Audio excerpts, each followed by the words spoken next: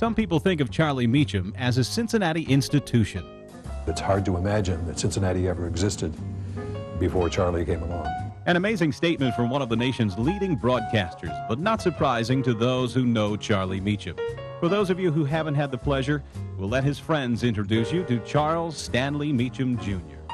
Charlie was one of the world's really nice people, one of the most friendly people you've ever met. Charlie's a wonderful people person. Charlie was a great communicator. He never stops working. His energy is endless. So motivational and so invigorating. A remarkably humane man. Very honest. Strong-willed.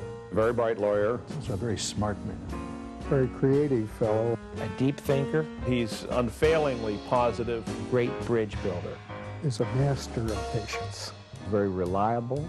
Amiable. A tremendously valuable leader, advisor, mentor. Charlie has a great sense of humor. He's a shrink, he's a lawyer, he's a father, he does it all. Besides all of that, Charlie is just a very nice person. There's no one better. An impressive testimonial, but it's what Charlie Mechem has done for this city that makes him such a special person. He'll tell you he owes his success in large part to his parents. My mother and dad instilled in me how one has a happy life and hopefully a life that is of some value to others. A valuable lesson well learned and put into practice early on. Charlie's father also wanted his son to follow his dream. He always wanted to be a lawyer, and so he wanted me to be. So after high school, Charlie left his hometown of Nelsonville and headed for Miami University. My first recollection of Miami is my folks driving away and thinking, I'm totally alone. And it didn't help him to have his academic advisor say, I'm going to ride you every minute of every day. But Charlie's advisor had good reason to be tough. He said, son, if you want to be a lawyer, you ought to want to go to the best law school in the world, and that's Yale. More great advice. Charlie buckled down, graduated, and was accepted at Yale. But something else happened at Miami to change his life. We had a meeting, and I'm making this speech, and Marilyn came in, and I thought, that's the prettiest girl I've ever seen in my life. He wisely married that prettiest girl he'd ever seen, and then it was off to Yale. The Yale Law School had a profound impact on me and my future. But his civilian career had to wait. First came the Army and service in the Judge Advocate's office, and after military duty, he sought work back home in Ohio. Taft, Attinius, and Hollister offered me a job in Cincinnati, my favorite place in all of Ohio. And he quickly established himself as a rising star. He was excellent with clients while he was here in our office because he gave them a sense that he was on top of their problem. Charles Mechem inspired confidence. He was invited to serve on the boards of major companies. It was in the late 60s. Charlie was on the board of Taft Broadcasting Company at the time. The head of the company, Hub Taft, suffered a sudden death, an accident. Much to his surprise, Charlie was asked to head up Taft Broadcasting as president and CEO. I had concerns of whether a lawyer could effectively lead an entertainment company. He was a pretty straight-laced, lawyer at the time he came into the company. Hardly in the show business mold. In spite of his qualms, Charlie took to it like the proverbial duck to water. We had just a magnificent group of people. Think about it. You're in radio, television, amusement parks. I mean, all of these things are the kind of things that make you smile. It was unbelievable fun. Actually, amusement parks were yet to come. Taft, under Charlie's direction, acquired Old Coney. And then he announced, we're going to move Old Coney Island, which Taft Broadcasting had acquired. We're going to move it to this spot out in Warren County of Kings Island. Charlie's willing to take a risk. And it was a big risk. Higher ticket prices, miles from the city. The opening month's attendance was dismally low.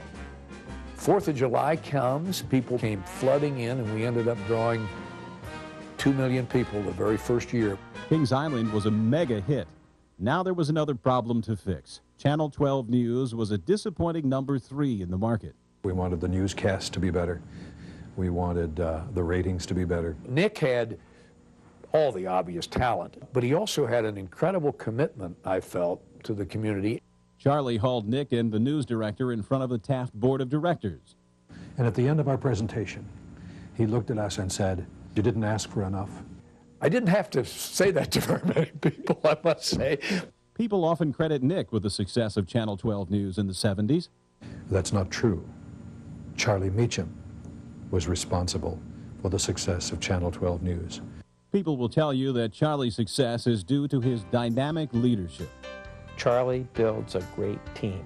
One of Charlie's main talents is the ability to understand people, to work with them, to forge solutions. He frankly is just the best consensus builder I've ever met. Charlie has a wonderful way of seeing the big picture. He's able to get everybody on the same page. When something went a little sour, he never, ever said, oh, it's somebody else's fault. He created an esprit de corps among his senior officers, and they were willing to just fall down and die for the guy. Neil Armstrong tells of how exciting Charlie's meetings could be.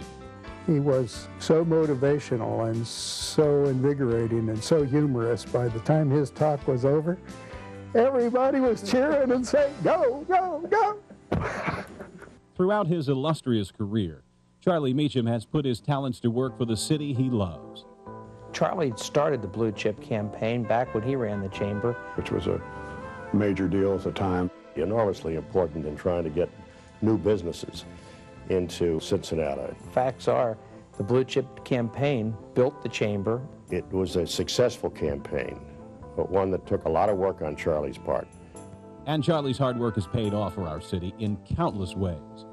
He was a member of many organizations here in town. He was on the CBC, the Cincinnati Business Committee, as co-chairman. He served as president of the commercial club. He headed up a campaign for Miami in the late 70s. He also was very much involved in the Aronoff Center at the beginning. Had a lot to do with getting Riverbend started, donating the land. It is, of course, impossible to present all the positions and resulting honors that Charlie Mechem has taken on. These are barely a few of them, as John Smale will tell you. If you call him up and say, could you give us a hand, he was there.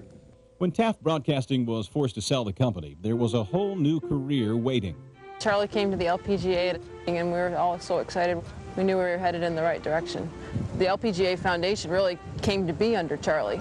I really worked hard, going to a different tournament every week. When we won the Wendy's 3-Tour Challenge, I remember him jumping up and down like a Mexican jumping bean. It was terrific. If it hadn't been for the respect of Charlie Mechem, I don't think we'd be where we are. The LPGA was really a dream job for Charlie. My father's most profound passion is golf. He's an intense competitor.